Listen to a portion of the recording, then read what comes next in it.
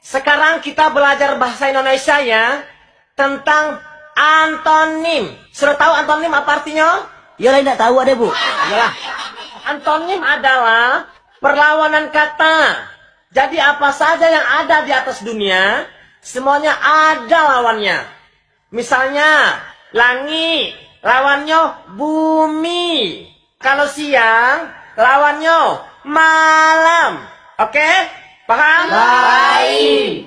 Baiklah, kalau Beko ibu mengecek, apa saja dan ibu kecean, tolong kalian jawab yo lawan katanya. Langsung dijawab.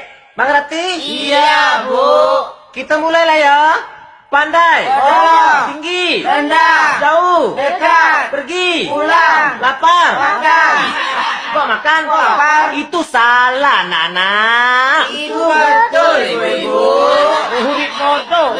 Pintar. Ini bukan pertanyaan bodoh. Itu bukan jawaban pintar. Sudah. Belum. Cukup. Mengapa kalian bodoh sekali? Hah? Sebab kami pandai sekali. Oh, melawan ya? Oh, mengalah tidak. Anak murid kurang ajar. Ibu guru lebih ajar. Diam, ibu. Oke, pelajaran sudah selesai. Kau, pelajaran belum mulai. Keluar. Masuk. Kumpul. Kumpul. Kalau seperti ini, kapan selesainya anak murid? Kalau seperti itu, kapan mulainya bu guru? Payah kalian. Mudah bu guru.